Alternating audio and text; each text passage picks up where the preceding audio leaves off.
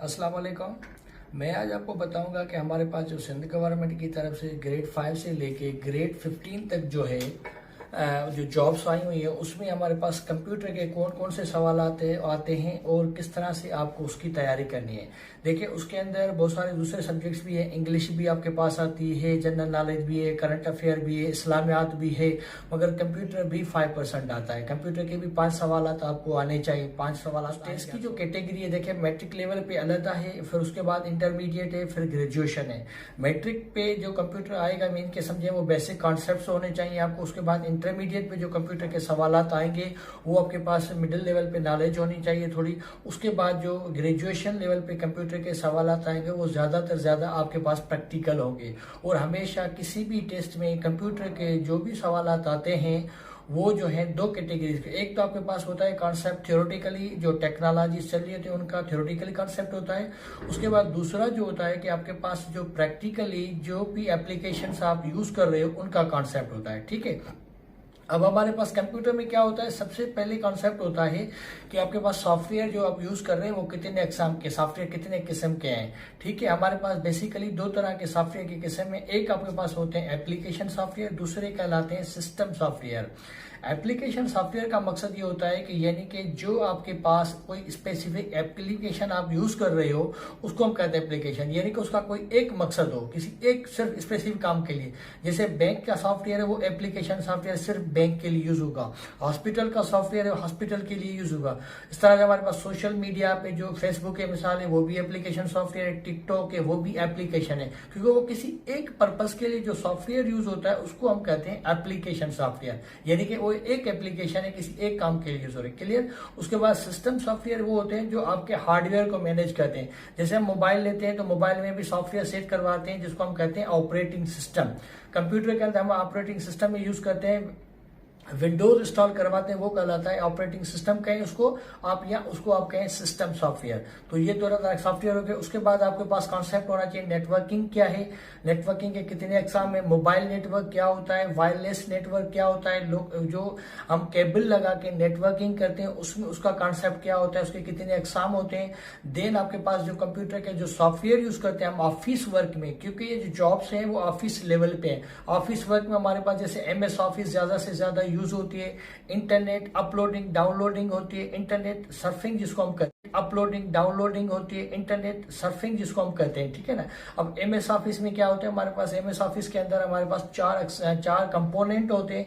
पहला हमारे पास हम यूज होता है MS वर्ड, दूसरा होता है MS एक्सेल, तीसरा होता है MS पावर पॉइंट और चौथा हमारे पास होता है MS एक्सेस। ठीक है ना। MS वर्ड क्यों यूज करते हैं, MS Word letter drafting application वगैरह के लिए जब भी हम सॉफ्टवेयर यूज करते हैं तो वो MS वर्ड होता है। उसके बाद कैलकुलेशन के लिए, टेबुलेशन के लिए, चार्ट बनाने के लिए, उसके बाद उसको यूज करते हैं हम एक्सेल उसको कहते हैं। मैथमेटिकली कोई भी फार्मूले का काम करना है तो उसके लिए हम यूज करते हैं MS एक्सेल। पावर पॉइंट कोई भी प्रेजेंटेशन देने के लिए, यानी कि कोई किसी चीज को हम प्रेजेंट करना चाह रहे हैं, आगे वाले को कोई रिपोर्ट प्रेजेंट करनी है with the help of the pictures या मूवीज या ग्राफिकल, तो उसके लिए हम यूज करते हैं पावर पॉइंट। देन आपके पास सॉफ्टवेयर होता है एक्सेल कंपोनेंट होता है एक्सेस, वो डेटाबेस होती है। क्लियर। तो ये MS ऑफिस है, उसका भी आपको कॉन्सेप्ट होना चाहिए। तो वर्ड में कौन कौन से जो शॉर्ट कीज होते हैं, किस शॉर्ट की क्या काम होता है, एक्सेल के फार्मूलाज हैं वो आपको फार्मूले आने चाहिए, किस फार्मूले को हम किस तरीके से यूज करते हैं, पावर पॉइंट में प्रेजेंटेशन कैसे बनती है।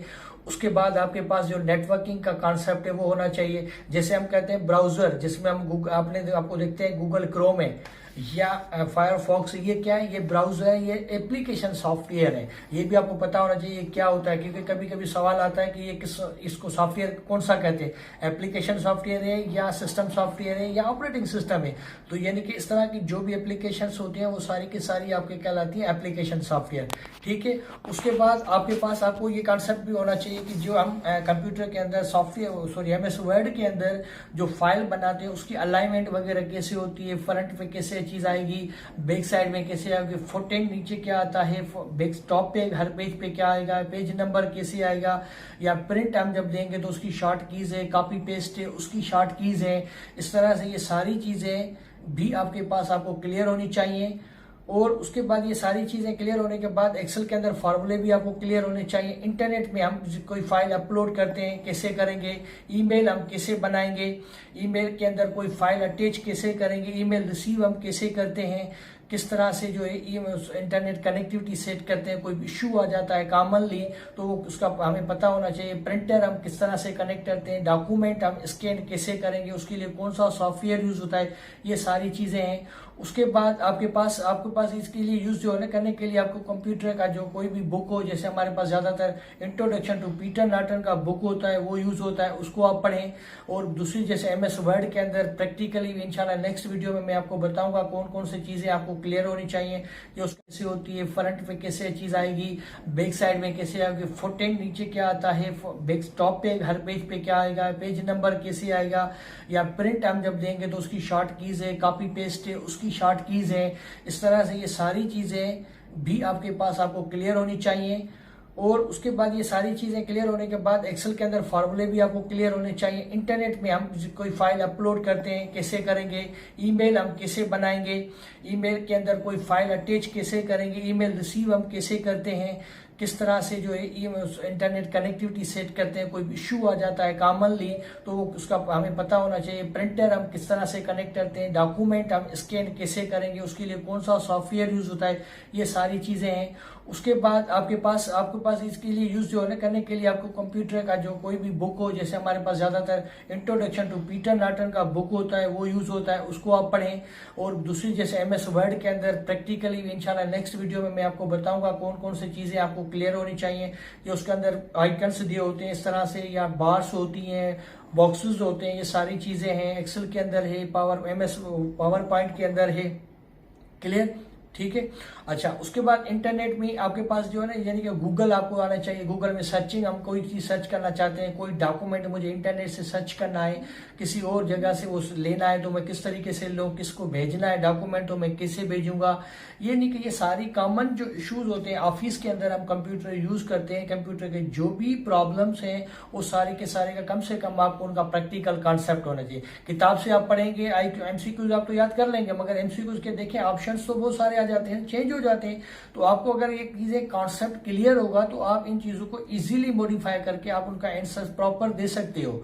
ठीक है, आप सॉफ्टवेयर को क्लियर कर लें, आप लैंग्वेजेस किस तरह की होती हैं, कंप्यूटर की हिस्ट्री क्या है, कंप्यूटर के पार्ट्स कितने हैं, मेमोरी क्या होती है, हार्ड डिस्क के अंदर कितनी मेमोरी, उस मेमोरी का कॉन्सेप्ट क्या है, रैम क्या होता है, रोम क्या होता है, उसके बाद CPU के अंदर जो ब्रेन होता है वो क्या कहते हैं, उसको उनमें क्या कॉन्सेप्ट्स होते हैं, मॉनिटर के कितने अकसाम होते हैं, ये सारे जनरल कॉन्सेप्ट आपको होने चाहिए। जैसे मेमोरी में हार्ड डिस्क की मेमोरी अलग होती है, रैम की अलग होती है। हम मोबाइल परचेस करते हैं, मोबाइल की मेमोरी पूछते हैं कि कितनी GB इसमें रैम, बिल्ट इन रैम कितनी है और मेमोरी कितनी है स्टोर कर देने के लिए, USB में क्या फ़र्क है, उसके अंदर कितनी कैपेसिटी की जो मेमोरी आती है, ये सारी चीज़ें आपके पास कॉन्सेप्ट होना चाहिए। छोटी छोटी चीज़ें हैं मगर सवालात थ्योरेटिकल यहाँ से आते हैं, बाकी प्रैक्टिकली सवालात आपके पास इंटरनेट सर्फिंग यानी कि ब्राउजिंग कैसे होती है, अपलोडिंग डाउनलोडिंग कैसे होती है और उसके बाद MS ऑफिस पे काम किस तरीके से होता है। ठीक है जी, क्लियर। बाकी नेक्स्ट वीडियो में सारी चीज़ें प्रैक्टिकली आपको समझाऊंगा।